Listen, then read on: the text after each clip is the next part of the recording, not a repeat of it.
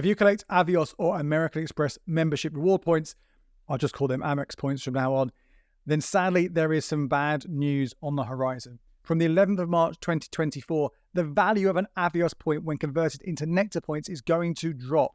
It's going to fall from 0.67 pence to 0.5 pence. That might not sound like much, but that's a 25% drop.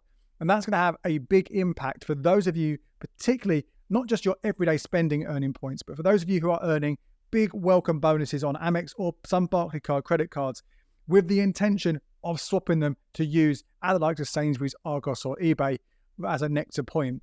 That is a big, big, big drop. Now, I'm going to take you through what you might want to be doing before this change. We've got a couple of weeks where you might be able to take some actions to still get those higher points. But I'll also talk about what this might mean in terms of ongoing use of cards. Now, first of all, you might be thinking, hang on, Andy, if I'm earning Avios points, why do I want to swap them into Nectar points? And I'll be brief on this, but I personally think you're better off when it comes to flights in the vast majority of instances. Not all of them. There are some people who are earning thousands and thousands and thousands and thousands of air mile points, and they have spent enough to trigger companion vouchers, which basically give you 2-for-1 flights or upgrades, that they can make some savings for you. But for the vast majority of us, I think you're better off shopping around for the best value flight that you can find out there. Not only will you hopefully be able to get some deals, stack some offers, but you'll have more flexibility to travel when you want to go, and there'll be more seats available to you. And instead, I think you're better off converting those Avios points that you've got into Nectar points, because even if we don't shop at Sainsbury's on a regular basis, we all can, right? And it's something which we know we can, buy things we want to buy. We can spend our points there. So I think that's a good reason to swap Avios into Nectar points. And when it comes to Amex points, well, they are increased in value via a hack under the current system, at least, where if you swap them first into Avios and then into Nectar points, you would get that 0.67 pence valuation rather than the other kind of ways to redeem Amex points, which would be 0.5 pence. Well, that hack is gone now. There's no point swapping Amex points into Avios and then into Nectar from the 11th of March, because you may as well just swap your Amex points either directly into Nectar or into one of those other options like Amazon vouchers, because they'll be worth exactly the same. So what do you want to do then? If that's what's going to happen, right? Your points are just going to be worth less every time you spend on them.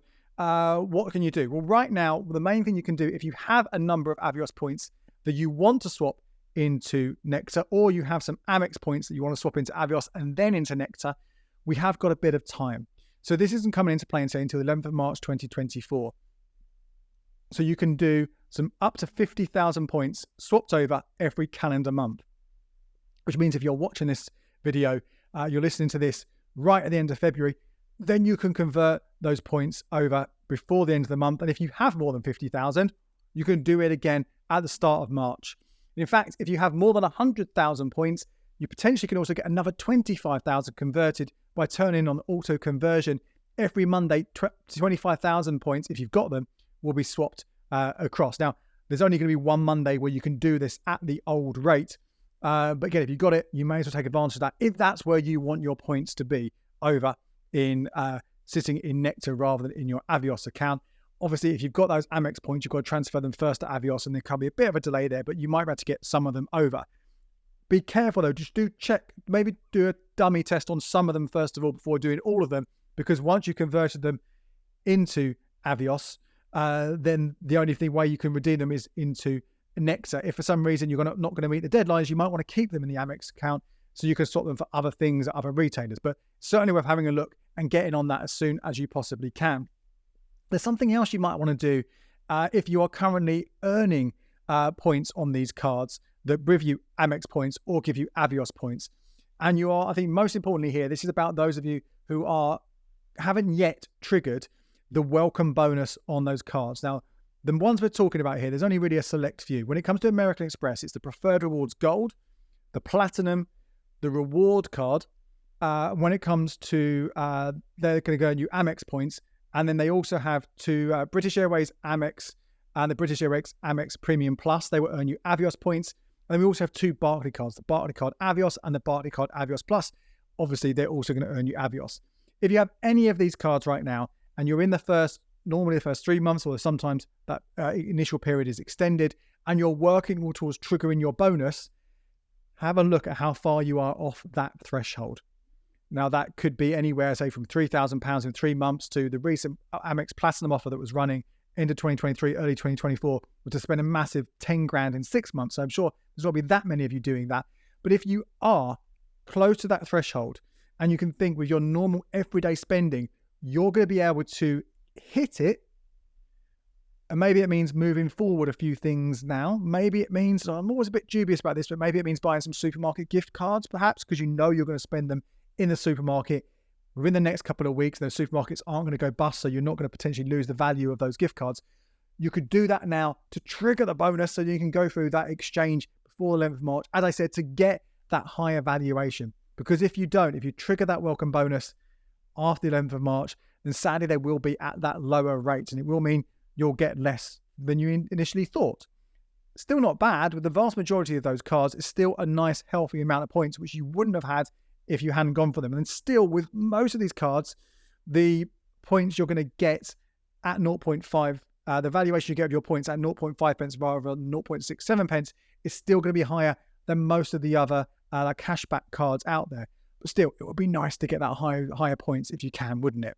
So that's what you need to do now. I want to quickly sort of talk about what this might mean going forward for looking at new offers or new cards for ongoing spend. Now, this drop in valuation means that I don't think any of those cards that I've just mentioned should be the card you're using for your everyday spending. Previously, the Amex Gold had the potential to get up to 1%, depending how much you spent on it in a year, which was pretty decent. But now that drops down to at most 0.75%. The BA cards, the Avios cards, again, although the Premium Plus BA card and the Plus Barclay card, Avios card, you get 1.5 points every pound you spend, does give them a slightly higher boost of 0.75%. Still, generally, I wouldn't be looking at these because you can get higher rates. And there is an exception. I'll come back to that in a second, but I'll tell you what the top ones I would be looking at if you're starting off from scratch. I did do a whole video recently talking about the First American Express. That still holds true, what I said in there, just some of those kind of valuations on the Premium Plus BA card and on the Platinum card and the Gold card will obviously be lower now, but I still will stick with the kind of the order that I spoke about in that video. But if you've already can't take advantage of any new welcome deals, the top paying credit card right now is the Nectar American Express. So this is going straight to Nectar points, right? You're not doing Amex points or Avios points, straight to Nectar points. You earn 2 points for every pound you spend. That's the equivalent of 1%, and it is free in the first year. So that certainly is the top cashback credit card out there right now, and particularly now the Gold one is not going to be a goer.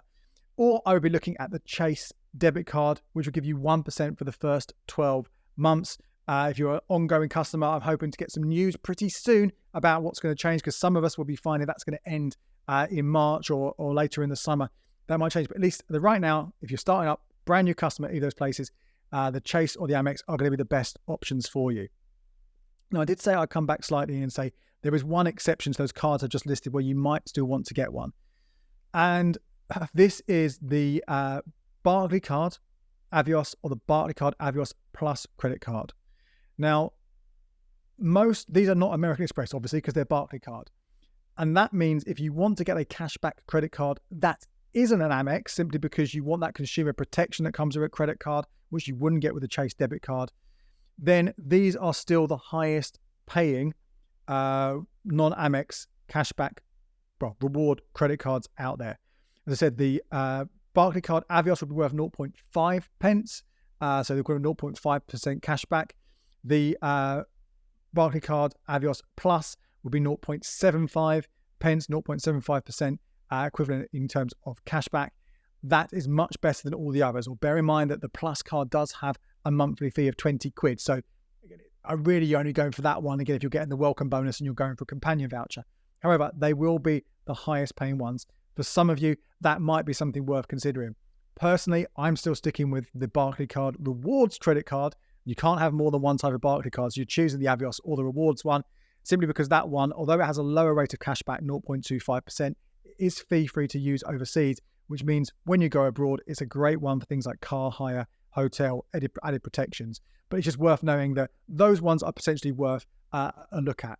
Now, this is obviously just happening right now. I will probably do a new look at cashback cards and reward cards in detail and break these things down for you to give you a sense of what other options might be out there if you do want to change your card up. But until then, you've got a couple of weeks, hopefully if you're watching this in time, to take advantage of that. Otherwise, I think after the 11th of March, the hack is dead. You'll no longer want to swap Amex into Avios into Nectar. And the Avios to Nectar thing is still a decent option to consider, but you might be better off just starting off with a different card. It's only really, I think, one thinking about if you've already got points that you want to sort of actually put into something more tangible and use them on everyday expenses. My name is Andy Webb. Thank you so much for watching. Check out these videos for more ways to get the most from your credit card.